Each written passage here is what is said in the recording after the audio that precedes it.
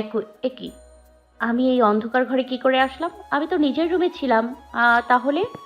হঠাৎ দরজা খোলার আওয়াজ শুনে সামনে তাকাতেই শিয়া দেখতে পেল আয়ান আসছে। ঠোঁটে লেগে আছে রহস্যময় শয়তানি হাসি। আপনি এখানে কি করছেন? উফ, কি যে বলো না! আমার রুমে আমি তো থাকবো, তাই না? মানে আপনি আমাকে এখানে নিয়ে এসেছেন? কই, এইদিকে আসছেন কেন? আমাকে তুমি চরিত্রহীন বলো না, লুচু বলো। এবার একটু লুচুমি করি, কি বলো? প্লিজ এদিকে আসবেন না। তুতলাচ্ছ কেন? তোমার তেজ কোথায় গেল? না! ও গড, এতক্ষণ স্বপ্ন দেখছিলাম। কত বাজে? 6টা বাজে। সবাই বলে ভোরের স্বপ্ন নাকি সত্যি হয়। নো নো নো নো, এগুলো শুধু কথার কথা, কুসংস্কার। এখন ঘুমিয়ে আর কি করব? ফ্রেশ হয়ে নিচে যাই। শিয়া ফ্রেশ হয়ে নিচে গিয়ে দেখে ওর আম্মু রান্নাঘরে রান্না করছে। আম্মু, তুমি এত সকালে কিচেনে কেন? ইমনের জন্য স্যুপ বানাচ্ছি। ছেলেটার জ্বর তো কমেছে, কিন্তু শরীর দুর্বল। কাল প্রোগ্রামে আসতে পারেনি, জ্বর ছিল, কিছু খেতেও পারছে না। তাই ভাবলাম একটু স্যুপ করে খাইয়ে ওষুধ খাওয়াবো। ও গড, কাল এত ঝামেলার মধ্যে ইমনের কথা মাথাতেই ছিল না। ওকে তাই করো। অভিরা কই গো? ওরাও রাতে চলে গেছে। কত করে বললাম এত রাতে যাওয়ার দরকার নেই, শুনলই না। ও গড, আমি তো হৃদয়ের সাথে মিসবিহেভিয়ার করছিলাম। এজন্যই রাগ করছে মনে হচ্ছে। এরাও না, আমি জানি কি করতে হবে। কি রে, কি ভাবছিস? না কিছু না। আমার জন্য 1 কাপ কফি দিও। আর শোনো, কলেজ যাব। ওকে, রুমে যা, পাঠিয়ে দিচ্ছি। 9টার দিকে শিয়া টপ স্কার্ট পরে কলেজে গেল। পুরো ক্যাম্পাস খুঁজেও অভিদের পেল না। ক্লাসরুমে গিয়ে দেখলো সবাই বসে আছে। শিয়া অনেক সরি বলার পরেও ওর সাথে কেউ কথা বলছে না। গাইজ প্লিজ, আর রাগ করে থাকিস না। কাল একটু টায়ার্ড ছিলাম রে, মাথা ব্যথা করছিল, তাই অমন করে ফেলছি। I am really sorry. Okay, কান ধরবো নাকি? আচ্ছা ধরছি। শিয়া কান ধরতে গেলেই সৌরভ আটকালো। এবারের মতো মাফ করলাম, বাট এটাই লাস্ট। আমি আর কখনো তোদের সঙ্গে ওভাবে কথা বলবো না, প্রমিস। শিয়া বাকিদের দিকে অসহায় চোখে তাকালো। কিরে, তোরা এখনো কথা বলবি না? তোরা যা বলতে বলবি করবো, প্রমিস। প্লিজ কথা বল। এবার সবাই ফিক করে হেসে দিল। আমরা যা বলবো তাই করবে? সত্যি? হুম। রান্না করে খাওয়া? তোরা জানিস তো আমি রান্না জানি না। ওকে তাহলে। আরে থাম। শিয়া, আজ ক্লাবে পার্টি থ্রো করতে হবে, রাজি তো? জাস্ট ডান। তোদের পুরো বিল আমি দিব। সবাই খুশিতে দাঁড়িয়ে শিয়াকে নিয়ে গ্রুপ হাগ করলো। সৌরভ প্রথম অমত করলেও পরে রাজি হয়ে যায়। সন্ধ্যার দিকে শিয়া রেডি হয়ে ক্লাবে গেল। আয়ানের কথাই বিরুদ্ধে গিয়ে শিয়া শর্ট পার্টি ড্রেস পরেছে। আপনি যা পছন্দ করেন সেগুলোই করব আমি। তাতে যদি আমার পিছু ছাড়েন, আপনার অপছন্দের কাজ করলে একসময় বিরক্ত হয়ে নিজে থেকেই আমার পিছু ছেড়ে দেবেন। ও শিয়া, কত বুদ্ধি কত তোর মাথায়! বেচারি শিয়া বুঝতেই পারল না এর পরিণতি কি হতে চলেছে। ক্লাবে শিয়া অভি সৌরভের সাথে ডান্স করছে। জয়ও আছে। শিয়ার মা শিয়াকে একা ছাড়েনি, এক প্রকার জোর করেই জয়কে শিয়ার সাথে পাঠিয়েছে। অভি ডান্স ফ্লোর থেকে নেমে বারে গিয়ে ড্রিঙ্ক করছে। জয় নাচের মধ্যেই শিয়াকে নানানভাবে টাচ করছে। একটু পর অভিও আবার ডান্স করা শুরু করলো। রিয়ারাও নিজেদের পার্টনারদের সঙ্গে ডান্স করছে। এদিকে একজোড়া চোখ অগ্নি দৃষ্টিতে শিয়ার দিকে তাকিয়ে আছে। হ্যাঁ, সেই চোখ জোড়ার মালিক আয়ান চৌধুরী। একটা ক্লায়েন্টের সাথে মিটিংয়ের জন্যে ক্লাবে এসেছিল। এসেই দেখতে পাই শিয়াকে শর্ট ড্রেস পরে ছেলেদের সঙ্গে ড্যান্স করছে। আয়ান ক্লায়েন্টকে বিদায় করে সামনে এগিয়ে গেল। ভিড়ের মধ্য থেকে শিয়ার হাত ধরে টেনে আড়ালে চলে গেল। আপনি এখানে? খুব শখ তোর ছেলেদের স্পর্শ পাওয়ার। চল, আজকে তো সব ইচ্ছে শখ পূরণ করে দেব। বেশি না, 1 রাত আমাকেও দে। দেখুন, আপনি কিন্তু বাড়াবাড়ি করছেন। আয়ান শিয়াকে কাঁধে তুলে নিয়ে গাড়িতে বসালো। শিয়া ছোটাছুটি করেও লাভ হলো না। আয়ান ড্রাইভারকে গাড়ি স্টার্ট দিতে বলল আর নিজে শিয়াকে চেপে ধরে রাখলো। 1 ঘন্টা পর গাড়ি গিয়ে থামলো আয়ানের বাগান বাড়িতে। আয়ান শিয়ার হাত ধরে টানতে টানতে বাড়ির ভিতরে গিয়ে একটা রুমে নিয়ে গিয়ে ধাক্কা দিয়ে ফেলে দিল। আপনি আমাকে এখানে নিয়ে আসলেন কেন? এটা অন্যায়। আমি কেস করব আপনার নামে। কাপড় খোল। হতভম্ব হয়ে আয়ানের দিকে তাকিয়ে দেখলো আয়ানের চোখ রক্তবর্ণ হয়ে আছে, কপাল ও ঘাড়ের রগগুলো ফুলে আছে। শিয়া ভয়ে শুকনো একটা ঢোক গিলে নিজেকে কোনো মতে সামলে নিয়ে কাঁপা কাঁপা গলায় বলল, কি? কি বললাম শুনতে পাসনি? গায়ের ড্রেসটা খুলে ফেল। দেখুন আপনি ড্রাঙ্ক, তাই এসব বাবু বলছেন। আমি ওই টাইপের মেয়ে নই। তুই কি টাইপের মেয়ে তার কৈফিয়ত চাইনি। এমনিতেই তো অর্ধেক শরীর দেখিয়ে বেড়াচ্ছিস, এবার পুরোটা দেখা। আমার হাতে টাইম নেই, ফাস্ট। প্লিজ আমাকে যেতে দিন, এমন করবেন না প্লিজ। আগে ভাবা উচিত ছিল। বহুবার বলেছি ছেলেদের থেকে দূরে থাকতে, পার্টি ক্লাবে না যেতে, শর্ট ড্রেস না পরতে, বাট তুই কোনো কথা শুনেছিস? আমার শুনিসনি। তোর তো খুব শখ সবাইকে নিজের শরীর দেখিয়ে বেড়ানো, ছেলেদের স্পর্শ পাওয়ার। আজ তোর সব শখ পূরণ করব। বলেই হাতে থাকা ড্রিঙ্কের বোতল ছুঁড়ে ফেলে দিল। আয়ানের আচরণে শিয়া ভয়ে কুকিয়ে উঠল। আয়ান আজকে প্রচুর ড্রিঙ্ক করেছে। কোমর থেকে বেল খুলে শিয়াকে মারতে শুরু করলো। আজ তোর এমন অবস্থা করব, আর কখনো কোনো ছেলেদের সামনে যাওয়ার সাহস পাবি না। শর্ট ড্রেস পরার কথাও মুখে আনবি না বলছে আর বেল্ট দিয়ে আঘাত করে যাচ্ছে। যন্ত্রণায় শিয়া ছটফট করছে। আয়ানের সেদিকে হুঁশ নেই। আয়ান আজ নিজের মধ্য নেই, পুরো উন্মাদ হয়ে গেছে। শিয়ার হাতে পায়ে পিঠে কোমরে বেল্টের মারে চামড়া ফেটে রক্ত বেরুচ্ছে। প্রায় 10 মিনিট পর আয়ান মারা থামিয়ে আর 1 বোতল ড্রিঙ্ক নিয়ে খেতে শুরু করলো। এদিকে শিয়া দেওয়ালের সাথে হেলান দিয়ে বসে কেঁদেই যাচ্ছে যন্ত্রণায়। ফুপাতে ফুপাতে বলা শুরু করলো, আপনি সত্যি একটা পশু। আপনার মধ্যে মন বলতে কিছুই নেই। I just hate you. কি বললি? আমি পশু? ওকে চল, আজ তোকে এই পশুর পশুত্ব দেখাবো। বলেই হাতে থাকা গ্লাসের অবশিষ্ট ড্রিঙ্কটুকু শেষ করে শিয়ার কাছে এগিয়ে গেল। শিয়ার হাত ধরে টেনে তুলে ধাক্কা দিয়ে বিছানায় ফেলে দিল।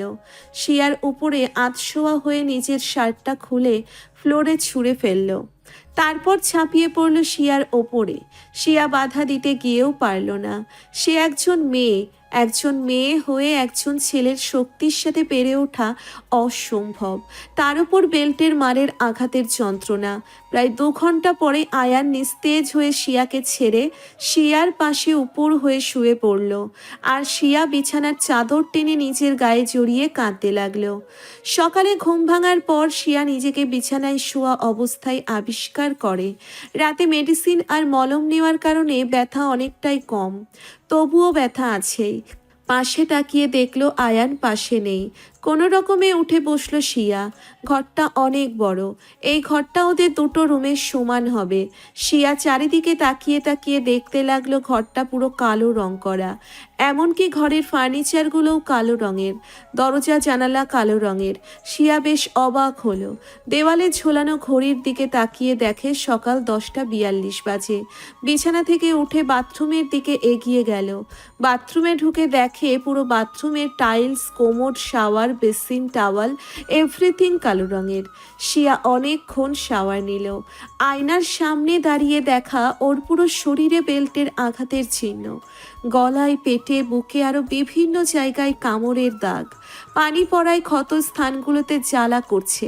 নিচের এই অবস্থা দেখে শিয়া আবার কাঁদতে শুরু করলো। আবার বেশ কিছুক্ষণ শাওয়ার নিয়ে টাওয়াল দিয়ে শরীর মুছে ড্রেস চেঞ্জ করতে গিয়ে মনে পড়ল এখানে তো তার কোনো ড্রেসই নেই। ও গড, এখন কি পরবো আমি? এখানে তো আমার কোনো ড্রেস নেই। ওই জানোয়ারটা এক রাতে আমার জীবনটা শেষ করে দিল। যতদূর মনে হয় এটা ওই লোকের বাড়ি। আলমারিতে ওনার কোনো শার্ট থাকতে পারে। আপাতত ওটাই পরে নিই, পরে আমার ড্রেস না হয় পরবো। বাট আমার ড্রেসগুলো কোথায়? ভাবতে ভাবতে শিয়া টাওয়াল পেঁচিয়ে বাথরুম থেকে বেরিয়ে আলমারির কাছে গিয়ে আলমারি খুলে দেখলো কয়েকটা টি শার্ট, ব্লেজার, প্যান্ট রয়েছে। সব ব্ল্যাক কালারের। সাইডে একটা শপিং ব্যাগ রয়েছে। শিয়া শপিং ব্যাগটা খুলে দেখলো ভেতরে এক সেট কালো থ্রি পিস রয়েছে। এটা নিশ্চয়ই ওনার কোনো জিএফের হবে। উনি হয়তো এখানেই প্রতিদিন মেয়ে নিয়ে রাত কাটান। কিন্তু আমার কি এটা পড়া ঠিক হবে? না পড়েই নি। শয়তানটাকেও তো দেখতে পারছি না, কই গেছে কে জানে। এখন এটা পড়া ছাড়া কোনো উপায় নেই। শিয়া থ্রি পিসটি পরে নিল, একদম তার মাপেরই। আচ্ছা, আমি এখন কোথায় আছি? একটু ঘরে দেখে একটু ঘুরে দেখে আসি। বজ্জাত জানোয়ারটা নেই এই সুযোগ। আমার ফোনটাও খুঁজতে হবে। এখন এই অবস্থায় বাড়িতে ফিরতে পারবো না ঠিক, বাট ফ্যামিলির সাথে কথা বলতে হবে। না হলে ওরা টেনশন করবে। আমার জন্য আমার বাবা মাকে কষ্ট দিতে পারবো না। শিয়া ধীর পায়ে দরজার দিকে এগিয়ে যাচ্ছে। হঠাৎ কিছু একটার সাথে পা বেঁধে পড়ে যেতে নিলেই নিজেকে কোনো মতে সামলে দাঁড়িয়ে পড়ে। নিচে তাকিয়ে দেখে ওর গতকালকের পার্টির ড্রেসটা কয়েক টুকরো হয়ে ছিঁড়ে পড়ে আছে। শিয়া সেটা দেখে গত রাতের কথা মনে পড়ে আঁতকে উঠল। তারপর ধীরে ধীরে রুমের বাইরে গিয়ে দেখলো বাড়িটা বেশ বড়। অদ্ভুত বিষয় হচ্ছে শুধু এই রুমটা নয়, পুরো বাড়ি, ফার্নিচার, এ টু জেড সব কালো রঙের। বড়ই অদ্ভুত। শিয়া সিঁড়ি দিয়ে নিচে নামতে থাকে। আয়ান সোফায় বসে ল্যাপটপে কাজ করছিল। হঠাৎ কারোর পায়ের আওয়াজ পেয়ে সিঁড়ির দিকে তাকিয়ে দেখে শিয়া কালো থ্রি পিস পরে নিচে আসছে। ফর্সা শরীরে কালো রংটা যেন ফুটে উঠেছে। আয়ান হাঁ করে সেদিকে তাকিয়ে আছে। শিয়া আয়ানকে খেয়াল করেনি। নিচে এসে ঘুরে ঘুরে চারিদিকটা দেখছে। কি অদ্ভুত, কালো রংটা প্রিয় হতে পারে, বাট পুরো বাড়িটাই কি কালো রং করতে হবে? এমন উদ্ভট বাড়ি কখনো দেখিনি। দেখবো কি করে? এমন বাড়ি আছে কখনো শুনিও নি। অদ্ভুত। এদিকে আয়ান ঘোর লাগা দৃষ্টিতে শিয়ার দিকে তাকিয়ে আছে। হঠাৎ শিয়ার হাতের সাথে লেগে একটা শোপিস পরে ভেঙে যায়। ভেঙে যাওয়ার শব্দে আয়ানের ঘোর কাটে। ঘুম ভেঙেছে? শিয়া সাইডে তাকিয়ে দেখে আয়ান ব্ল্যাক প্যান্ট পরে বসে আছে, গায়ে কোনো কিছু পরেনি। ব্যথা কমেছে? শালা বজ্জাত হনুমান শয়তান গত রাতে আমার উপর অমানুষিক অত্যাচার করে এখন আবার সুন্দর করে জিজ্ঞেস করছে। মন চাচ্ছে এখনই মাথা ফাটিয়ে দিতে, কিন্তু না, এখন এমন করা চলবে না। What happen? কি ভাবছো? মানে ও একটু কমছে। আচ্ছা শুনুন না, আমার ফোনটা একটু দিন প্লিজ। কেন, কি দরকার? আসলে বাড়িতে একটু কল দিব। ওদের তো বলেছেন আমি নাকি কলেজ ট্যুরে আছি। বাড়িতে কল না করলে বাবা মা টেনশন করবে। সেটা নিয়ে তোমাকে ভাবতে হবে না। দেখুন প্লিজ, একে তো বাবা মা ভাবছে তাদের না জানিয়ে হুট করে কলেজ ট্যুরে গেছি, এটা নিয়ে নিশ্চয়ই রেগে আছে। কল করে কথা না বললে আরও রেগে যাবে। তোমার ফ্রেন্ডসরা সব ম্যানেজ করে নেবে, টেনশন নট। এতই যখন বাবা মায়ের কথা ভাবো তাহলে এইভাবে চলাফেরা করো কেন? আমার ফ্রেন্ডসরা মানে কিভাবে? আপনি তো ক্লাব থেকে আমাকে তুলে নিয়ে এসেছেন। কেউ জানে না, ওরাও নিশ্চয়ই আমাকে অনেক খুঁজেছে। এই নাও তোমার ফোন। বেশি কথা একদম বলবে না, বললে কিন্তু তোমারই মান সম্মান যাবে। নিজের সম্মান বাঁচাতে হলে যেটা বলেছি সেটা বলবে। কি বলবো? শোনো। শিয়া ফোন নিয়ে অভিকে কল দিল। দুবার রিং হতেই অভি কল রিসিভ করলো। হ্যালো সিয়া, কেমন আছিস? ভালো। তুই কালকে আমাদের না জেনে হুট করে বাড়ি চলে গেলি কেন বলতো? পরে মেসেজ করে বললি তোকে যেন না খুঁজি, বাড়ি চলে যাচ্ছি। মেসেজ আমি? অবাক হয়ে আয়ানের দিকে তাকালো। আমি ওদের মেসেজ করেছিলাম তোমার ফোন থেকে। এবার যা বলতে বলেছি বলো। আয়ান ধীরে ধীরে শিয়াকে কথাটা বলেই আবার ল্যাপটপ নিয়ে বসে পড়ল। হ্যালো সিয়া, কি হলো, কথা বলছিস না কেন? অভি, তোকে কিছু বলার ছিল। বল। আসলে হয়েছে কি, আমি না কিছুদিনের জন্য এক জায়গায় ঘুরতে এসেছি। বাড়িতে কেউ কিছু জানে না, জানলে আসতে দিত না। তাই কাউকে কিছু না বলে কাল ক্লাব থেকে সোজা এখানে চলে এসেছি। What, are you serious? Siya, কোথায় গেছিস? জায়গার নাম বল, আমিও আসছি। না মানে আমি কিছুদিন একা থাকতে চাই। ইলমার বিয়ের আর 17 দিন বাকি। আমি 7-8 দিন পরেই বাড়ি ফিরবো। এখন তোদের বলতে পারবো না কোথায় আছি, ফিরে সব বলবো। এখন এসব কথা রাখ, আমার তোর একটু হেল্প প্রয়োজন। বল, কি হেল্প করতে হবে? তোর জন্য আমি সব করতে পারি। আরে বেশি কিছু না।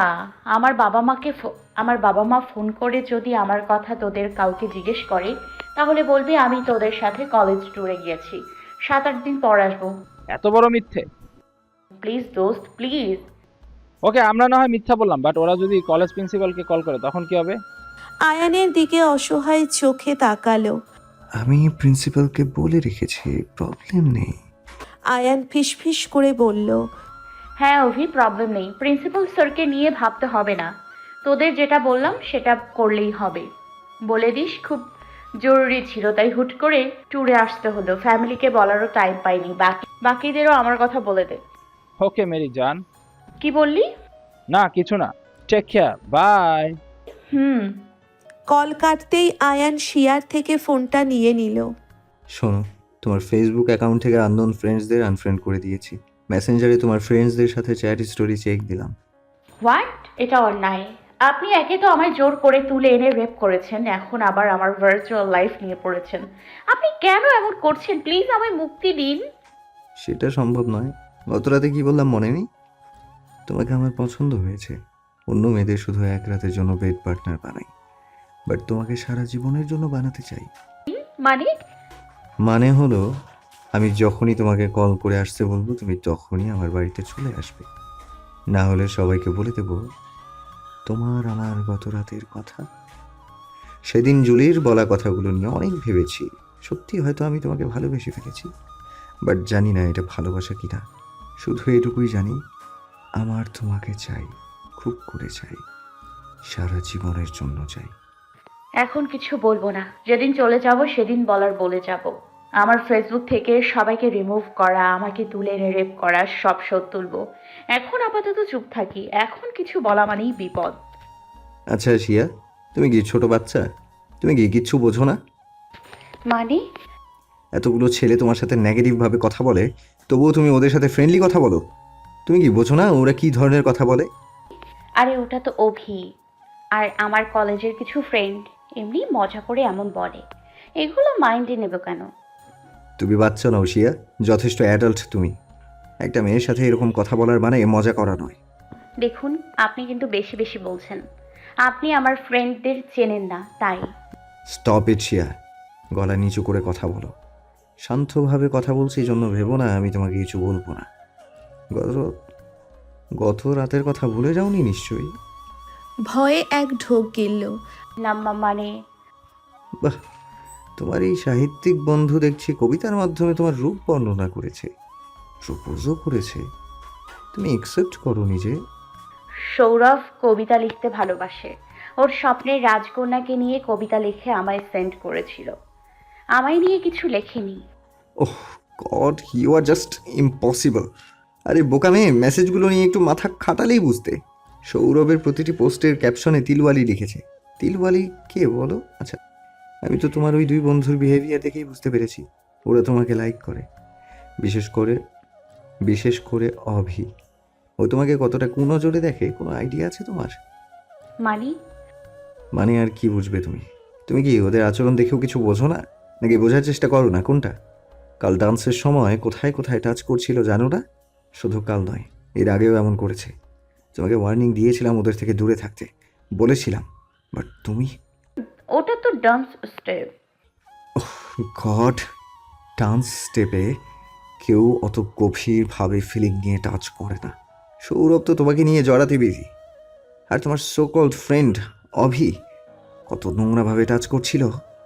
অনেক বলেছেন, আর নয়। আমি চুপ করে আছি বলে যা নয় তাই বলে যাবেন নাকি? আসলে যে যেমন তার মাইন্ডও তেমন। আপনি নিজে চরিত্রহীন, তাই অন্যদেরকেও সেরকমই ভাবেন। ওরা শুধু ডান্স করেছে, অন্য কিছু নয়। আর আপনি কি করলেন?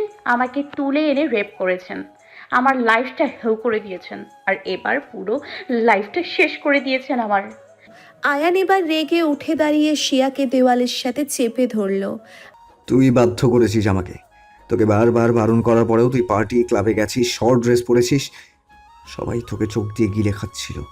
তোর দুই বন্ধু আর তোদের বাড়ির সেই ছেলেটা নাচের সময় তোকে নোংরাভাবে টাচ করছিল। আমার এসব সহ্য হয় না। কাল আমার মাথা ঠিক ছিল না এসব দেখে, তাই আমাকে তুলে এনে রেপ করলেন। কে হই আমি আপনার? আমায় কেউ টাচ করলে আপনার কি? আয়ানের চোখে চোখ রেখে আয়ান এবার শিয়াকে ছেড়ে একটু দূরে গিয়ে দাঁড়ালো। কিছু না, টেবিলে খাবার আছে, ব্রেকফাস্ট করে নাও। আমি মেডিসিনগুলো আনছি, সুস্থ হতে হবে। বলেই আয়ান ওপরে চলে গেল। শিয়া মুচকি হাসল। আমার মতো আপনার মনেও কি আমার জন্য আদৌ জায়গা আছে নাকি নেই? আমাকে কেন অন্য কারোর সাথে সহ্য করতে পারেন না? নিজে আঘাত করে নিজেই যত্ন করছেন। সে যাই হোক, গত রাতে আপনি যেটা করেছেন সেটার শাস্তি আমি আপনাকে দেবই। আপনি আমাকে ভালোবাসলে শাস্তিটা ভালো করেই দিব, আর আর না বাসলেও আপনাকে আমার করবই, আর শাস্তিও দিব। দেখি আমার জন্য কি খাবার রেখেছে ডেভিলটা। কিছুক্ষণ পরে আয়ান মেডিসিন নিয়ে নিচে এসে দেখে শিয়া গালে হাত দিয়ে ডাইনিং টেবিলে বসে আছে। What happen? খাচ্ছ না কেন? এগুলো কি? আমি এসব খেতে পারবো না। এগুলো অনেক হেলদি ফুড। তোমার শরীর দুর্বল প্লাস অসুস্থ তুমি। এগুলো খেতে হবে, এগুলো শরীরের জন্য ভালো। এসব সিদ্ধ, আধ সিদ্ধ শাকসবজি, ডিম আপনি খান, আমি পারবো না। যাক, এই ডিম দেখেই বমি পাচ্ছে আমার। আমি তো এগুলোই খাই। বয়েল ফুড তো অনেক হেলদি। শুনুন, আমি এত সমস্ত খাবার খাই না। আমি আপনার মতো গরু ছাগল নই যে এগুলো খাবো। What the? আরে রাখুন আপনার ওয়ার্ডটা, ভালো খাবার নিয়ে আসুন, ক্ষুধা লাগছে। আমি এসব ছাড়া অন্য কিছু খাবার বানাতে পারি না। তুমি কি খাবে বলো, অর্ডার করে দিচ্ছি। আয়ান ফোন বের করে কার্টকে কল দিতে গেলেই শিয়া থামিয়ে দেয়। না, আমি বাইরের খাবার খাবো না। আপনি নিজে রান্না করে খাওয়ান। আমি আপনাকে ভালোবাসি। আপনি যেমনই হন, আপনাকে ভালো করে ছাড়বো আমি, বাট শাস্তি তো পেতেই হবে। একটু অন্যরকম শাস্তি। দেখুন কি কি করি আমি। আমি অন্য কোনো রান্না জানি না। আমি তো নিজের ইচ্ছেতে এখানে আসিনি, আপনি নিয়ে এসেছেন। এবার আপনিই আমার খাওয়ার ব্যবস্থা করুন। শিয়া, তুমি নিজে কিছু বানিয়ে নাও, কিচেনে সবই আছে। এটা আমার বাগান বাড়ি, এখানে খুব একটা আসি না। কাল রাগের মাথায় তোমাকে নিয়ে হুট করে এখানে এসেছি। কাউকে কিছু বলাও হয়নি, তাই কোনো সার্ভেন্টও নেই। আমি রান্না জানি না। ওই দিন আপনার জন্য ইউটিউব দেখে আপনার জন্য এইসব রান্না করেছিলাম অনেক কষ্টে। ওগুলো তো সিম্পল ছিল, বাট নিজের জন্য কিছু রান্না পারি না আমি। ওকে, আধা ঘন্টা ওয়েট করো, আমি গার্ডদের বলে সার্ভেন্টদের আসতে বলি। No no no no no, আমি চাই না কেউ এখানে এসে আপনার সাথে আমাকে এই অবস্থায় দেখুক। ইস রে, বেচারার ফেসটা দেখার মতো হয়েছে। মিস্টার আয়ান চৌধুরী, যাকে সবাই ভয় পায়, যার এক কথায় সবাই উঠে বসে, আর আজ সেই আয়ান চৌধুরী কিনা আমার কাছে জব্দ। বাট সে আমার কথা শুনছে কেন? আমার কথা শোনার কোনো কারণ তো নেই। নাকি সত্যিই ওনার মনে আমার জন্য জায়গা তৈরি হচ্ছে? ইস, আমি কেন ওকে কিছু বলতে পারছি না? কেন জানি না, ওর কথা ফেলতে ইচ্ছে করছে না। এটা কি ভালোবাসা? না, বেচারাকে এতটা কষ্ট না দিই। আচ্ছা চলুন দুজন একসাথে রান্না করি। বাট আমি তুমি কেউই তো রান্না জানি না। আরে ইউটিউব আছে তো। তারপর দুজন মিলে ইউটিউব থেকে ডিসিশন নিল, ডিম পোচ আর স্যান্ডউইচ বানানোর প্ল্যান করলো, কারণ এই দুইটা সবচেয়ে সিম্পল। শিয়া, ডিম ফাটাবো কি করে? হাতে মেখে যাচ্ছে। আমি কি কোনোদিন দেখেছি নাকি? ইউটিউব দেখুন। দুজন মিলে কোনো মতে রান্না কমপ্লিট করলো। শিয়া খাওয়া শেষ করার পর আয়ান নিজেই শিয়াকে মেডিসিন খাইয়ে দিল। শিয়া খুঁড়িয়ে খুঁড়িয়ে হাঁটছে, তাই আয়ান শিয়াকে কোলে করে রুমে নিয়ে গিয়ে শুইয়ে দিল। মলম বের করে মলম লাগাতে গেলে শিয়া আটকে দেয়। আমাকে ছোবেন না, মলম দেওয়ার প্রয়োজন নেই। চুপ করো, কোনো কথা না। আপনাকে না করছি আমি। কেন, কি প্রবলেম? আমাকে টাচ করার রাইট নেই, তাই। রাইট নেই তাই না? শিয়াকে টেনে নিয়ে শিয়ার ঠোঁটে ঠোঁট ডুবিয়ে দিল। হঠাৎ আক্রমণে শিয়া শকড।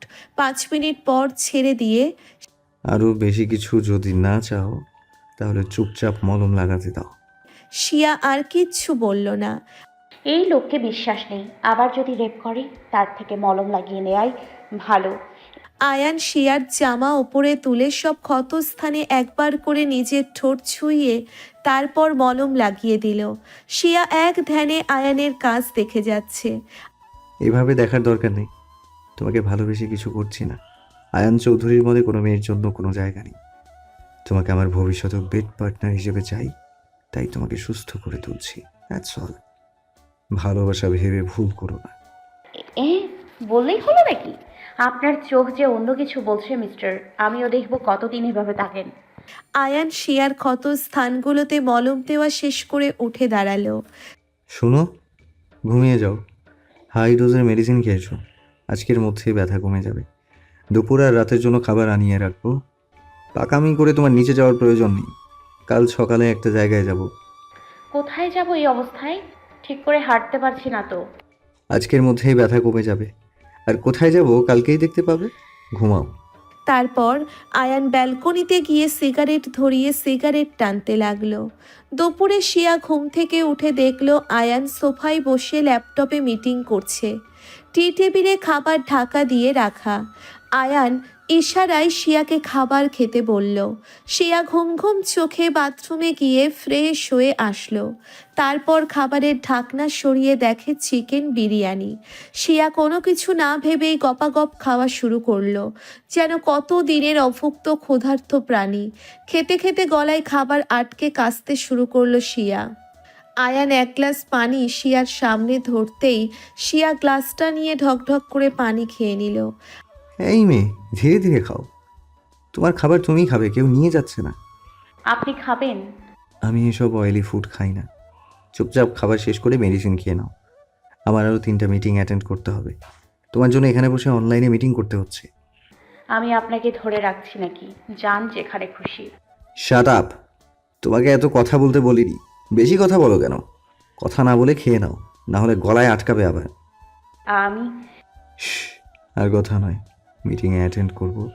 চুপচাপ খেয়ে ঘুমাও। কি লোক রে বাবা, কথায় কথায় শুধু ধমক দেয়। আরে ভাই, আর কত ঘুমাবো? মাত্রই তো ঘুম থেকে উঠলাম। এত ঘুমানো যায় নাকি? আজব। আমি বরং একটু বাড়িটা ঘুরে দেখি, কিন্তু ওই ডেভিলটাকে কিভাবে বলবো? আইডিয়া। এই যে শুনুন। আয়ান ভ্রু কুঁচকে তাকালো। শিয়া ইশারায় কাগজ কলম দিতে বলল। আয়ান পাশের টেবিলের ড্রয়ার দেখিয়ে দিল। শিয়া কাগজে লিখল। শুনুন মিস্টার ডেভিল থুকু, শুধু ডেভিল নয়, ডেঞ্জারাস ডেভিল। Dangerous devil. মাত্রই তো ঘুম থেকে উঠলাম। আর কত ঘুমাবো? এত ঘুমানো যায় নাকি? আমার এভাবে বসে থাকতে বোরিং ফিল হচ্ছে। বাইরে তো যেতে দেবেন না? একটু ছাদে যেতে তো দেবেন প্লিজ। কাগজটা আয়ানের দিকে এগিয়ে দিল। আয়ান কাগজটা পড়ে অগ্নি দৃষ্টিতে শিয়ার দিকে তাকালো। প্লিজ। আয়ান ইশারায় সম্মতি দিতেই শিয়া বড় একটা স্মাইল দিয়ে রুম থেকে বেরিয়ে গেল। আমাকে ডেঞ্জারাস ডেভিল বলা, তাই না? এবার থেকে এই ডেভিলের ডেঞ্জারাস ডেভিল লাভ দেখবে।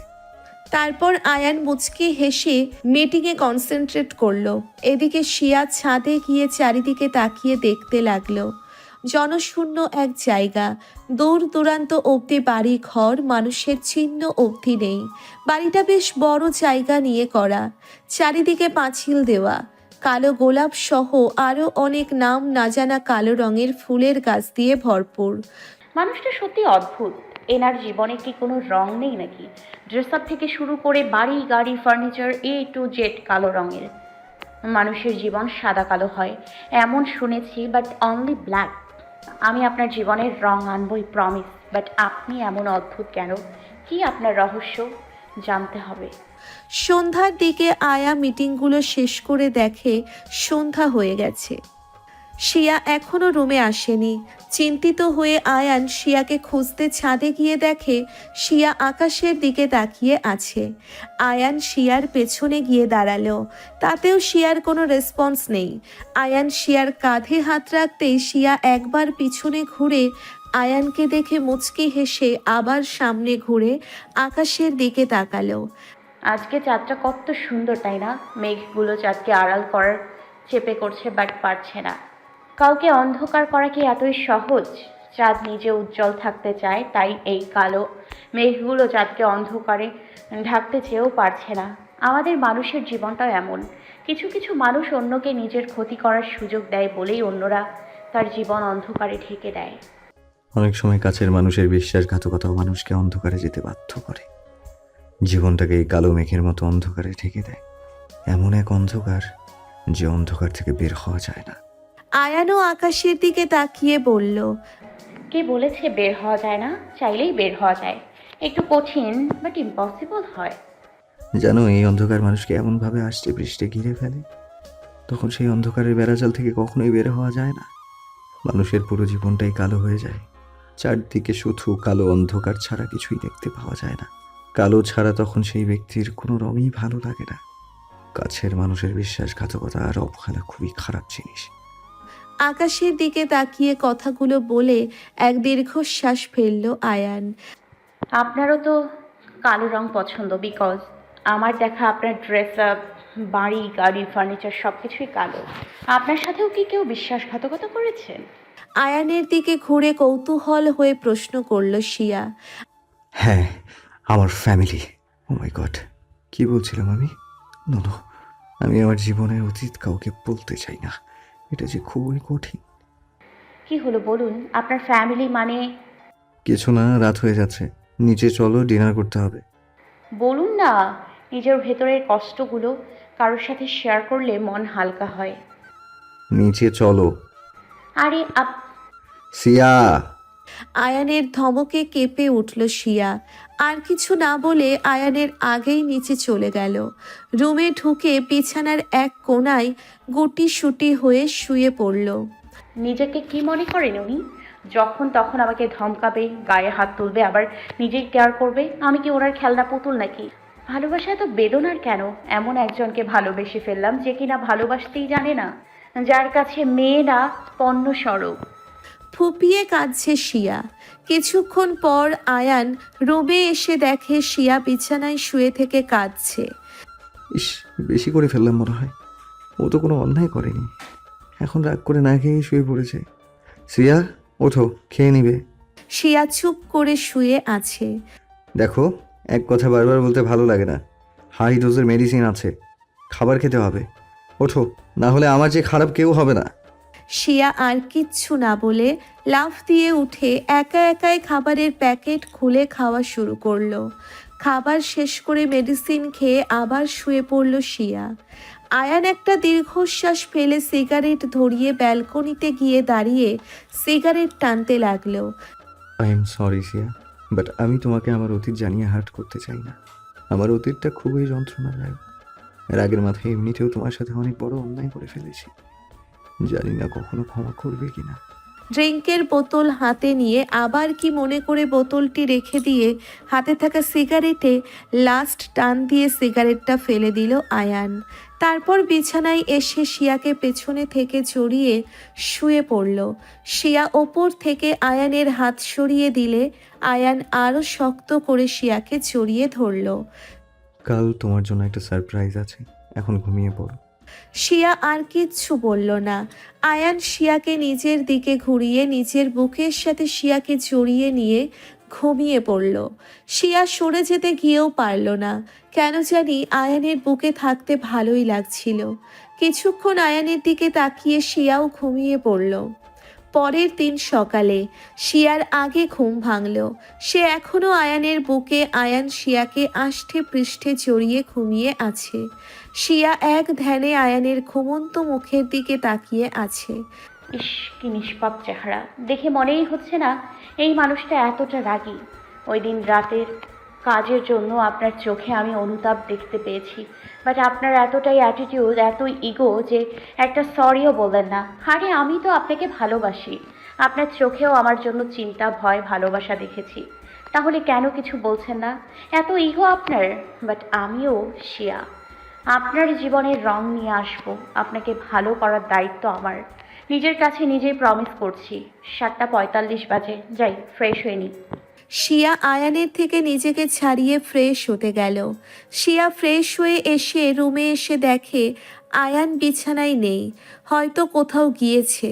শিয়া ব্যালকনিতে গিয়ে দাঁড়িয়ে দেখে আয়ান এক্সারসাইজ করছে, তাও শুধু একটা ট্রাউজার পরে। ইস, জিম প্লাস এক্সারসাইজ করে বডি তো বানিয়েছেন মাশাআল্লাহ। দেখতেও সুপার হিরোর চেয়ে কম না। দেখতেও মাশাআল্লাহ, বাট ক্যারেক্টার নাউজুবিল্লাহ।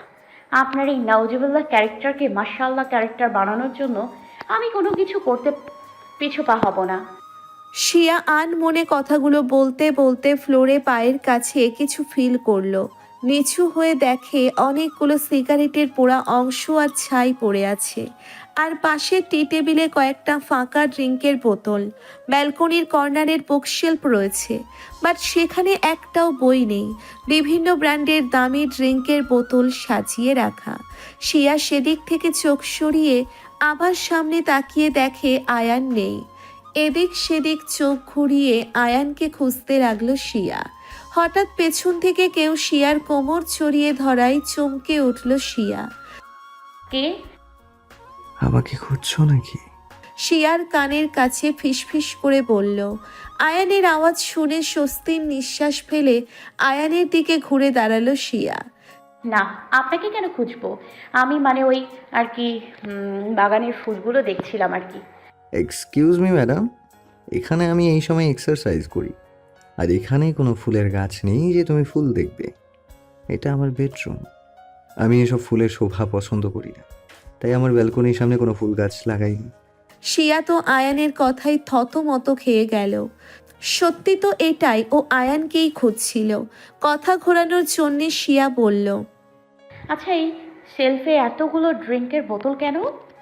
সাজিয়ে রেখেছেন নাকি? না, আমার খাওয়ার জন্য।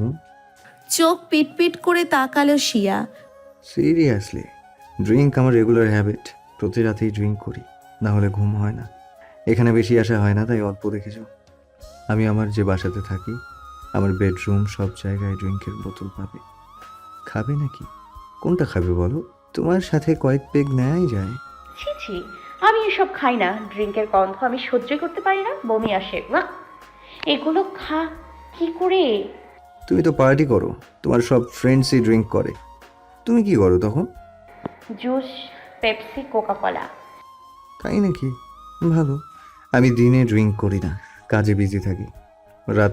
রাতে ড্রিঙ্ক আর মেয়ে ছাড়া ঘুম হয় না, জানো। আমি আগে এমন ছিলাম না, বাট পরিস্থিতি বাধ্য করেছে। এটা এখন অভ্যেস হয়ে গেছে। কথাগুলো বলে আয়ান শিয়ার দিকে তাকিয়ে দেখে শিয়ার চোখ থেকে টপ টপ করে পানি পড়ছে। আয়ানের মুখে ওর প্রতিরাতের কথা শুনে শিয়ার মনে তোলপাড় শুরু হয়ে গেছে। আর যাই হোক, নিজের ভালোবাসার মানুষকে অন্য মেয়ের সাথে কল্পনা করাই দুঃসাধ্য। সেখানে আয়ান এটা রেগুলার করে। Siya, what happened? Are you okay? আমি শিওর আপনার জীবনে কোনো ভয়ঙ্কর অতীত আছে, তাই আপনি এমন হয়ে গেছেন। আমাকে সবটা জানতে হবে। আপনাকে আর পাপ করতে দিব না। প্রয়োজনে আমি নিজে আপনাকে টাইট দেব। আপনি তো আমার সাথে কিছু শেয়ার করেন না। কার কাছে জানতে পারবো আমি? সিয়া, কি ভাবছো? নাথিং। কাঁদছো কেন? এমনি মায়ের কথা মনে পড়ছিল। আচ্ছা, আপনার মা কোথায়? মুহূর্তেই আয়ানের চোখ লাল হয়ে গেল। আজ যেটা বলেছো, এটা যেন নেক্সট টাইম না শুনি। মা নামক মহিলার কথা আমি শুনতে চাই না। নিচে এসো, ব্রেকফাস্ট করে এক জায়গায় যাব। কথাটা বলেই আয়ান হনহন করে চলে গেল। শিয়ার বোকার মতো দাঁড়িয়ে রইল। আজব তো, মায়ের কথা শুনে এত রেগে যাওয়ার কি আছে? নাকি এটাও রহস্য? এই মানুষটার রহস্যে ভরা।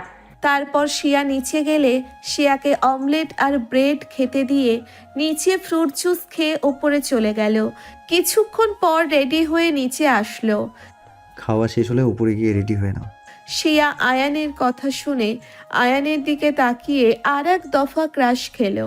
ব্ল্যাক টি শার্ট, সামনে বোতামগুলো খোলা, black pant, black watch, black শু। ফার্স্ট করো। আয়ানের কথায় শিয়ার হুঁশ ফিরল। কি পরবো আমি? এভাবে থ্রি পিস পরে তো যেতে পারবো না। আমার গলায় দাগগুলো দেখা যাচ্ছে। আয়ান শিয়ার দিকে তাকিয়ে দেখল শিয়ার গলায় আর ঘাড়ে ওর দেওয়া কামড়ের দাগগুলো স্পষ্ট বোঝা যাচ্ছে। এটা দেখে নিজেরই খারাপ লাগলো। বাইরে যাচ্ছি, গাউন পরে নাও, আর মাথায় হিজাব বাঁধবে, তাহলে আর দেখা যাবে না। আলমারিতে সব আছে। শিয়া ওপরে গেল রেডি হওয়ার জন্যে। আধা ঘন্টা পর নিচে আসলো। আয়ান শিয়ার দিকে তাকিয়ে দেখে শিয়া হিজাব বাঁধতে পারেনি, ঘাড়ে ঝুলিয়ে নিচে এসেছে। শিয়া আয়ানের দিকে অসহায় চোখে তাকালো। আমি তো কখনো হিজাব পরিনি, পারছি না তো। কি করব? এই দেখুন, এদিকে টানলে বড় হয়, অন্যদিকে ছোট হয়। আচ্ছা, এটা মাথায় বাঁধে কি করে? করে না এমন করে নাকি? এমন করে হিজাবটা একবার টানছে, একবার মাথায় নিয়ে ঘোরাচ্ছে, আবার গলার সাথে বাঁধছে, আর ঠোঁট উল্টে কথা বলছে। শিয়ার বাচ্চামি দেখে আয়ানের দম ফেটে হাসি পাচ্ছে। নিজেকে কন্ট্রোল করতে না পেরে জোরেই হেসে দিল। সিরিয়াসলি সিয়া, তোমার বাচ্চা মেয়ে সো ফানি। শুধু হাতে পায়েই বড় হয়েছো।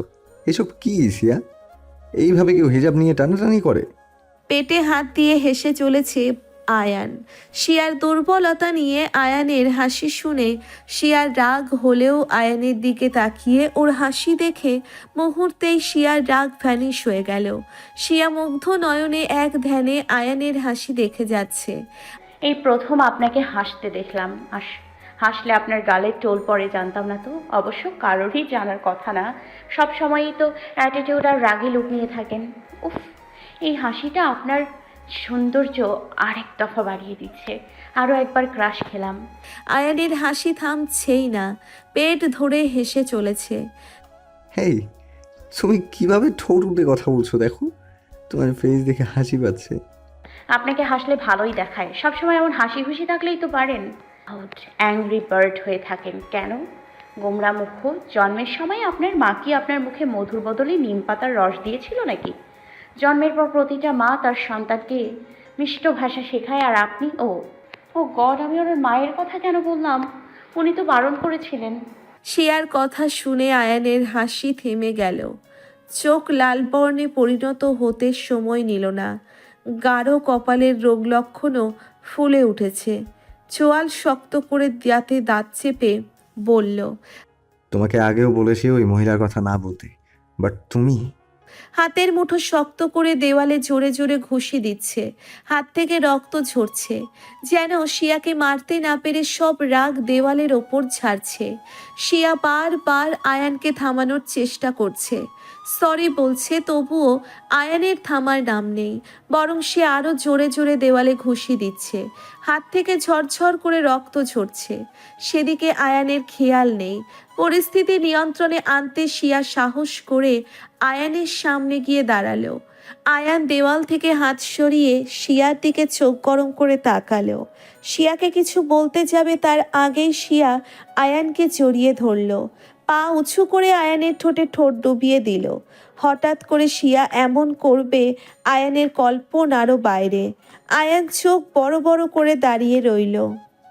আয়ানকে শান্ত দেখে শিয়া আয়ানকে ছেড়ে লজ্জায় মাথা নিচু করে রইল।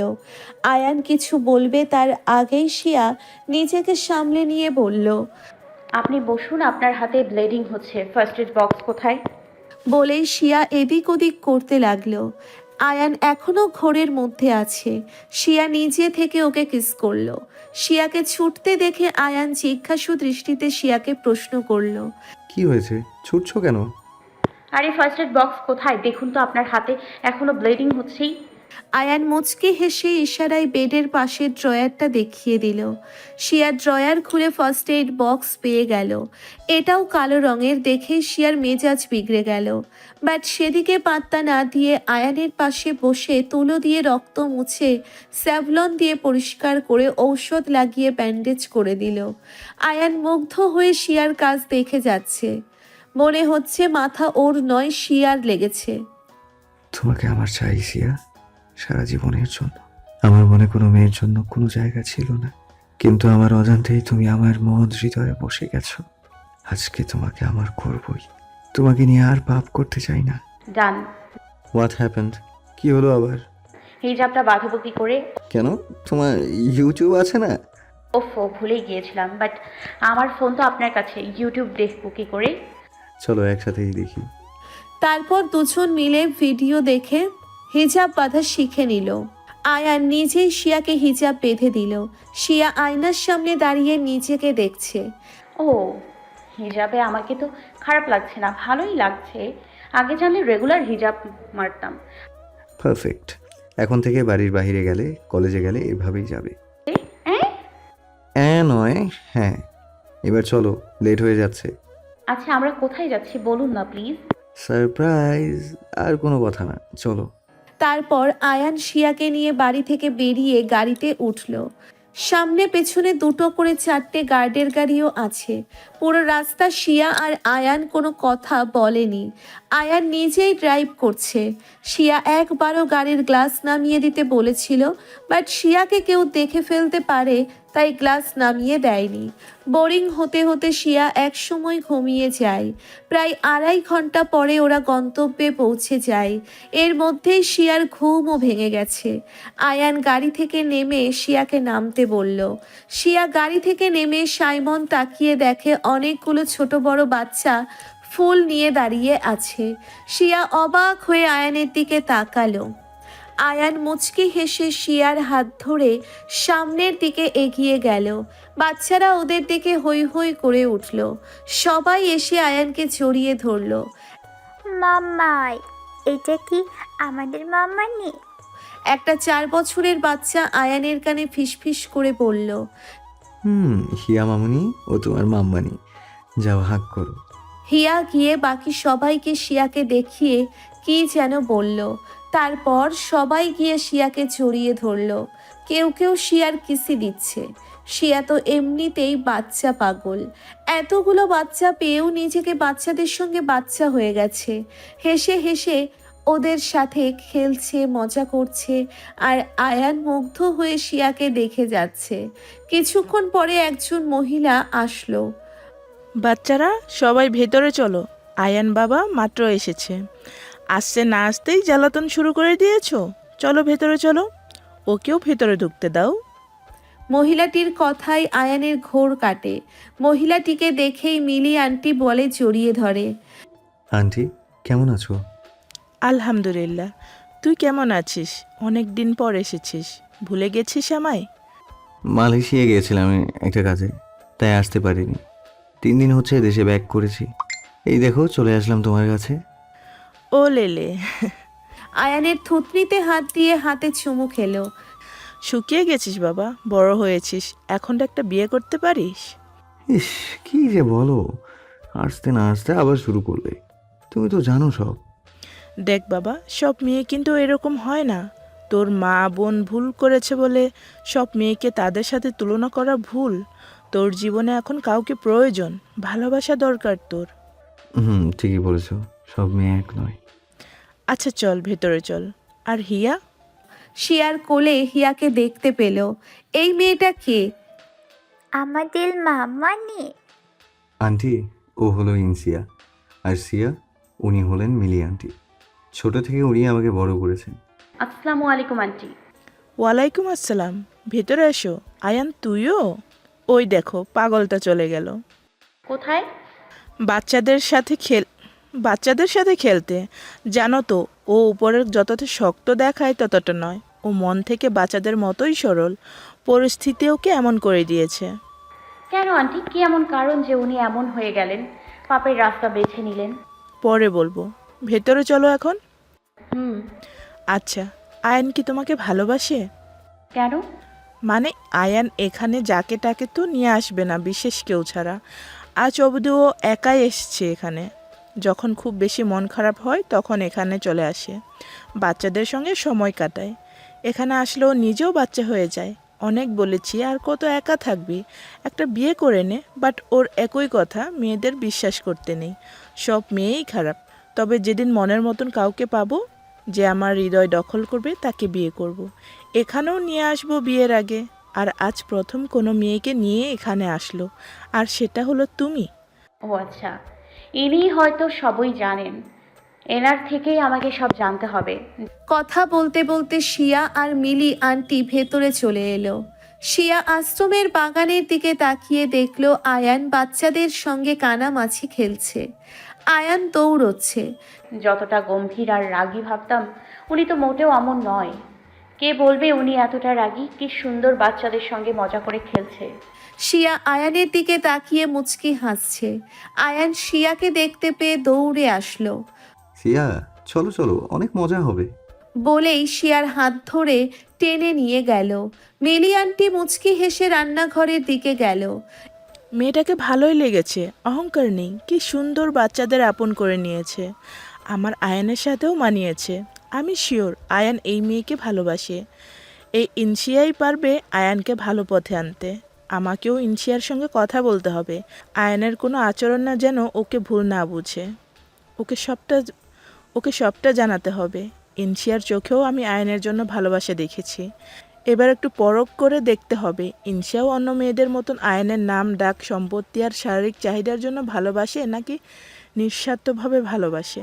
যদিও আমি জানি আয়ান নিজের জীবনের ভুল কাউকে ভালোবাসবে না, কিন্তু তবুও যাচাই করা দরকার। এদিকে আয়ান শিয়া বাচ্চাদের সঙ্গে অনেকক্ষণ দৌড়াদৌড়ি করে ক্লান্ত হয়ে বাগানের ঘাসের উপর বসে হাঁপাতে লাগলো। বাচ্চারাও হাঁপাচ্ছে। কিছুক্ষণ পরে আয়ান বলে উঠল, বাচ্চারা, তোমাদের মাম্মা নিয়ে আজ নিজের হাতে তোমাদের চকলেটস আর গিফটস দেবে। শিয়া অবাক হয়ে আয়ানের দিকে তাকালো। আয়ানের কাছে গিয়ে আস্তে আস্তে বলল, কি বলছেন? আমি তো এসব কিছুই আনিনি, কিভাবে দিব? আমি এনেছি তো, ওগুলোই দেবে। জ্যাক আর রনিকে বলি নিয়ে আসতে। বাট নিজে থেকে কিছু না দিতে পারলে আমার ভালো লাগবে না। কি করি আইডিয়া। আপনি একটু ওদের সাথে বসুন, আমি মিলি আন্টির কাছে থেকে আসছি। বাট সিয়া, আচ্ছা আচ্ছা। আরে বসুন না। বলেই শিয়া উঠে চলে গেল। আশ্রমের একজন কাজের লোকের কাছে জেনে নিয়ে শিয়া রান্নাঘরে গিয়ে দেখলো মিলি আন্টি রান্না করছে। আন্টি আসবো? আরে বলার কি আছে, এসো। তা তুমি এখানে যে? আসলে আন্টি আমি কিছু রান্না করতে চাই। সেটার কি দরকার মা, তুমি যাও, আয়ানের সঙ্গে বাচ্চাদের সঙ্গে সময় কাটাও।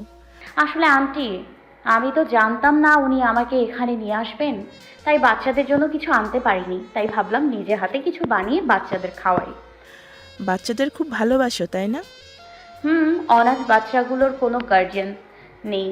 যারা আশ্রমে থাকে তারা তাও খেয়ে পড়ে বাঁচতে পারে, কিন্তু কিছু কিছু পথ শিশু আছে জানেন, যাদের গার্জিয়ান থেকেও নেই। দিনের পর দিন না খেয়ে থাকে, ভালো খাবার খেতে পায় না। যদিও আমি আমার ফ্রেন্ডসদের সাথে নিয়ে মাঝে মধ্যে অনেক বাচ্চাকেই রেস্টুরেন্টে নিয়ে খাওয়াই, তবুও মনের ভেতর খারাপ লাগে। যদি সব অসহায় বাচ্চাদেরই একটু ভালো খাওয়াতে পারতাম। বাহ, মেয়েটার মন দেখছি খুব উদার। আমার আয়ান সঠিক মেয়েকেই বেছেছে। যে মেয়ে পথ শিশুদের নিয়ে এত চিন্তা, সে মেয়ে ভালো না হয়ে কি পারে? খুব ভালো কাজ মা। পথ শিশুদের জন্য যে যতটুকু করছো, পথ শিশুদের জন্য যে যতটুকু করছো এটাই অনেক। বেশিরভাগই মানুষ তো ফিরেও তাকায় না, সেখানে এইটুকু মেয়ে হয়ে তুমি এত করে যাচ্ছ। তবুও খারাপ লাগে ওদের দেখে। কলেজ যাওয়ার পথে বস্তির পাশে দেখে যখন, তখন অসহায় বাচ্চাদের দেখে সত্যি খুব কষ্ট হয়। এই আশ্রমটা কার জানো? আয়নের বাবা নিজে তৈরি করেছিলেন এই আশ্রম। তিনি অনেক ভালো একজন মানুষ ছিলেন। শিশু পাচার দলের হাত থেকে কিছু বাচ্চাদের বাঁচিয়ে এনে তিনি ওদের এখানে জায়গা দেন। বাচ্চাগুলো নিজেদের পরিচয় বলতে পারেনি। অনেক চেষ্টা করে পরে জানা যায় বাচ্চাগুলো বস্তির, আর তাদের বাবা মা টাকার জন্য বাচ্চাদের বিক্রি করে দিয়েছিল। তাই উনি বাচ্চাদের দায়িত্ব নিজে নিয়ে এখানেই রাখেন। তখন অবশ্য এই আশ্রমটা এত বড় ছিল না। আমি ওনাদের সবার কেয়ারটেকার ছিলাম। আয়ান বাবাকে দেখাশোনা করা, খাওয়ানো আমার দায়িত্ব ছিল। আমি বাচ্চা অনেক ভালোবাসি, আর আমি একা মানুষ, তাই আমিও এখানে এসে বাচ্চাদের দেখাশোনার দায়িত্ব নিই। আয়ানের বাবা এখানে যাবতীয় খরচ দিতেন। ওনার মতন মানুষ হয় না, কিন্তু কিছু আপনজনের হাতে তিনি খুন হন। ওনার মৃত্যুর পরে আয়ান বাবাই এই আশ্রমটার দায়িত্ব নেয়। মাঝে মধ্যেই বিভিন্ন শিশু পাচার চক্র থেকে বাচ্চাদের বাঁচিয়ে এখানে নিয়ে আসে। নারী পাচার চক্র থেকে নারীদের রক্ষা করার পর তাদের নিজের বাসায় পৌঁছে দেয়। যেসব মেয়েদের পরিবার মেনে নেয় না, ওদেরও এখানে নিয়ে আসে। ধীরে ধীরে আশ্রমটা এত বড় করে তুলেছে আয়ান বাবা। এখন এখানে প্রায় 300 জনের মতন মেয়ে রয়েছে। বিধবা, বাড়ি থেকে বের করে দেওয়া অনাথ, আর শিশু রয়েছে 500-র বেশি। যারা পড়ালেখা করতে চায় তাদের পড়াশোনাও সুযোগ রয়েছে। সব বাচ্চারাই স্কুলে পড়ে। এই সব কিছুর দায়ভার আয়ান বাবার। আমি শুধু এদের দেখাশোনা রাখি মাত্র। তাই আসলে উনি সত্যি খুব ভালো মনের মানুষ। আমি তো এত কিছু জানতামই না, কেউ জানে না। সবাই ওনাকে প্লে বয়, ইন্টারন্যাশনাল গ্যাংস্টার বলে জানেন। আচ্ছা, উনি দুনিয়ার চোখে নিজেকে এত খারাপ বানিয়ে রেখেছেন কেন? সে অনেক কথা, পরে একসময় বলবো। তুমি কি যেন বানাবে বলছিলে? আন্টি, আমি আপনার মেয়ের মতো, তুমি করে বললে কেমন দেখায়। তাই? আচ্ছা তুই করে বলবো, কিন্তু তুই আপনি আপনি করছিস কেন? তুমি করে বলবি। ওকে, আচ্ছা কি বানাবো বলো তো? আমি তো কিছুই জানি না, কখনো রান্নাঘরে যাইনি। জীবনে প্রথম গিয়েছিলাম ওনার জন্য ওই সিদ্ধ অসিদ্ধ বয়েল ফুড বানাতে, আর কাল সকালে পোড়া ডিম ভেজেছিলাম। ওরে বাবা, এত দূর! ওর জন্য রান্নাও করেছিস? আরে আন্টি, তেমন কিছু না। আমার বড় বোনের এঙ্গেজমেন্টের প্রোগ্রামে উনি এসেছিলেন আমাদের বাসার। কেবল এসব রান্না জানে না, আর সবাই বিজি ছিল, তাই আমি আমার ফ্রেন্ডের সাহায্যে রান্না করেছিলাম। ও আচ্ছা, তাই বল। কিন্তু এখন কি করি বলো তো? পায়েস কর, আমি শিখিয়ে দিচ্ছি। কিন্তু ওটা তো কঠিন। আরে তেমন কঠিন নয়, সিম্পল। আমি বলছি, দেখ তুই পারবি। তারপর শিয়া মিলি আন্টির হেল্প নিয়ে পায়েস রান্না করলো। তারপর দুজন মিলে বেশ কয়েক রকম ফুড ডিশ নিয়ে বাগানে আসলো। বাকি খাবারগুলো অন্য মেয়েরা নিয়ে আসলো। আয়ান হিয়াকে কোলে নিয়ে সবার সাথে বসে গল্প করছিল। বাগানে তখন আশ্রমের সবাই উপস্থিত ছিল। মিলি আন্টি আর শিয়াকে দেখে বাচ্চারা দৌড়ে আসলো। কি বানিয়েছো আজ? স্পেশাল কিছু তো? আয়ান এসেছে, স্পেশাল তো হবেই। আর আরও একটা স্পেশাল খাবার আছে। কি? আজ তোদের ইনশিয়া মামনি তোদের সবার জন্য পায়েস বানিয়েছে। ইয়ে! এবার সবাই গোল হয়ে বসো, আমরা খাবার দিচ্ছি। তারপর আয়ান সহ সবাই বাগানের ঘাসের উপর বসে পড়ল। শিয়া, মিলি আন্টি আর কিছু মেয়েরা মিলে সবাইকে খাবার দিচ্ছে। আয়ানের জন্যে বরাবরের মতো বয়েলড ফুডই বরাদ্দ।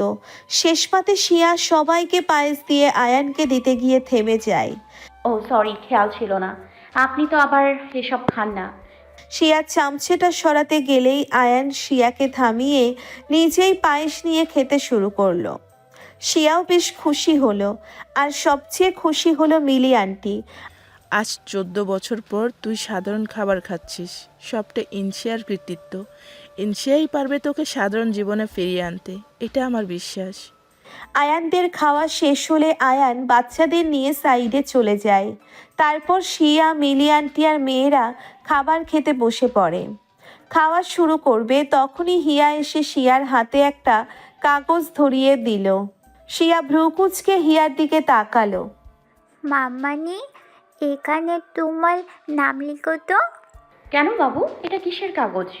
মাম্মা বলেছে তোমার না দেখতে হবে, শুধু নাম লিখো। ও, এটা তোমার মাম্মা পাঠিয়েছে? এই লে, সরি বলে ফেলেছি। তুমি নামটা লিখে দাও, তাহলে মাম্মা বলেছে আইসক্রিম কিনে দেবে। শিয়া কাগজটা দেখে মুচকি হেসে সিগনেচার করে দিল। হিয়া খুশিতে শিয়ার গালে কিসি দিয়ে কাগজগুলো নিয়ে দৌড় দিল। এটা কিসের কাগজ রে শিয়া? কিছু না, ওই এমনি, আমি দেখিনি ভালো করে। ও আচ্ছা, খাওয়া শুরু কর। খাওয়া শুরু করে শিয়া বলতে লাগলো। হিয়া মেয়েটা অনেক মিষ্টি। আচ্ছা, ওকেও কি উনি বাঁচিয়ে এনেছেন? না, ওকে আমরা আমাদের আশ্রমের বাইরে কুড়িয়ে পেয়েছিলাম। কি জানি কোন পাষাণের কাজ এটা, মিথ্যে ভালোবাসার সম্পর্কে জড়াবে আর ভালোবাসার ফলকে ফেলে দিয়ে যাবে। বলে দীর্ঘশ্বাস ফেলল মিলি আন্টি। হেয়ার ফেজ কার সাথে যেন মেলে, ঠিক মনে করতে পারছি না। কি তুই জানিস ওর বাবা মা কে? জানি না, বাট কার সাথে যেন মিলছে। আচ্ছা বাদ দে, খেয়ে নে। খাওয়া দাওয়া শেষ করে শিয়া আয়ানের কাছে গেল। হাসি, মজা, গল্প, খুনসুটির মধ্য দিয়ে সময় কেটে গেল। সন্ধ্যার দিকে আয়ান, শিয়া দুজন মিলে বাচ্চাদের অনেকগুলো চকোলেট আর খেলনা গিফট করলো। তারপর আয়ান শিয়াকে নিয়ে বাড়ির উদ্দেশ্যে রওনা দিল। বাড়ি পৌঁছে শিয়া ওয়াশরুমে ফ্রেশ হতে গেল। আর আয়ান ল্যাপটপ নিয়ে সোফায় বসে পড়ল। ওর বিভিন্ন দেশের অফিসের সিসিটিভি ফুটেজ চেক করছে। এর মধ্যেই শিয়া শাওয়ার নিয়ে এসে আয়নার সামনে দাঁড়িয়ে নিজের চুল মুছছে। আয়ান শব্দ পেয়ে সাইডে তাকিয়ে দেখে শিয়া আয়নায় বসে নিজের চুল মুছছে। হয়তো টায়ার্ড থাকায় শাওয়ার নিয়েছে। ভেজা চুলগুলো থেকে টপ টপ করে পানি পড়ছে। ঠোঁটগুলিও গোলাপি হয়ে আছে। আর শিয়ার পরনে আয়ানেরই শার্ট। আয়ান ল্যাপটপ রেখে ধীর পায়ে শিয়ার দিকে এগিয়ে গেল। শিয়াকে পেছনে থেকে জড়িয়ে ধরল। আচমকা কারোর এমন ছোঁয়ায় শিয়া কেঁপে উঠল। আয়ান শিয়াকে নিচের দিকে ঘুরিয়ে কপালে একটা চুমু দিল। শিয়ার ঠোঁটগুলি কাঁপছে। আয়ান শিয়ার কাঁপা কাঁপা ঠোঁট দেখে নেশায় পড়ে গেল।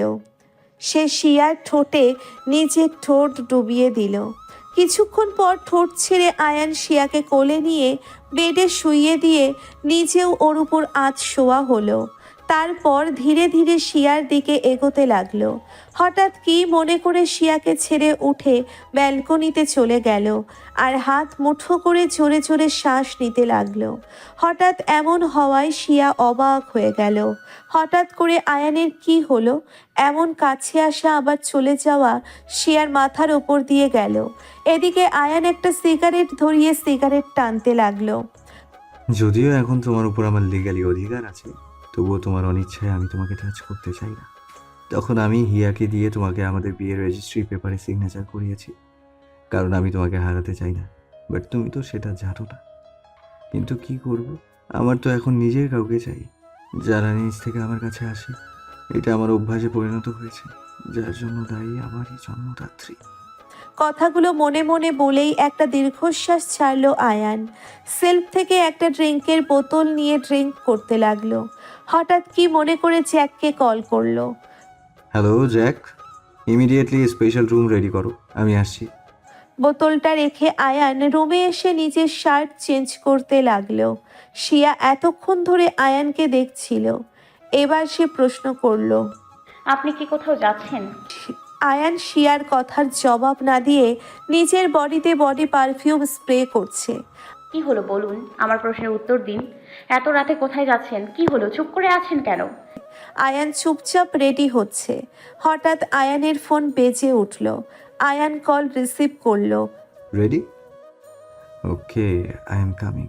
মেয়েটাকে রুলস বুঝিয়ে দিয়েছিস তো? ওকে, ওয়েট আ মিনিট। কল কেটে টি শার্ট পরে আয়ান বেরিয়ে যেতে নিলেই শিয়া সামনে এসে দাঁড়ালো। আয়ান পাশ কেটে যেতে গেলে শিয়া আবার পথ আটকালো। আয়ান বিরক্ত হয়ে বলল, হোয়াটস ইয়োর প্রবলেম? এতক্ষণ ধরে কি বলছি শুনতে পাননি? কোথায় যাচ্ছেন এত রাতে? কোথাও যাওয়া চলবে না, বুঝেছেন? সামনে থেকে সরো, আমায় রাগিও না। আপনি আবার মেয়েদের সাথে ফুর্তি করতে যাচ্ছেন, তাই না? বাট আমি তো সেটা হতে দিব না। আপনার কোথাও যাওয়া চলবে না, বুঝেছেন? কয়টা লাগে আপনার? নিজের চরিত্র ঠিক করুন। অনেক তো হলো, এবার নিজেকে পাল্টান। আয়ান রেগে শিয়াকে দেওয়ালের সাথে চেপে ধরল। শিয়া ভয় পেলেও নিজেকে সামলে নিয়ে বলতে শুরু করলো। কি মারবেন আমায়? মারুন, সেটা তো পারবেন, বাট শুনে রাখুন, আমি আর আপনাকে এসব করতে দিব না। এই মেয়ে, বড় সাহস বেড়ে গেছে তোর। তোর সুস্থতার জন্য তোকে এ বাড়িতে রেখেছি। তুই ভালো করেই জানিস আমি এক মেয়ের সাথে 2 রাত থাকি না। আপনার বউ হওয়ার সাহসে আপনাকে আটকাচ্ছি। আর আপনার যখন এক মেয়েতে মন ভরে না, তাহলে আমাকে বিয়ে করলেন কেন? শিয়ার কথা শুনে আয়ান শিয়াকে ছেড়ে সরে দাঁড়ালো। অবাক দৃষ্টিতে শিয়ার দিকে তাকালো।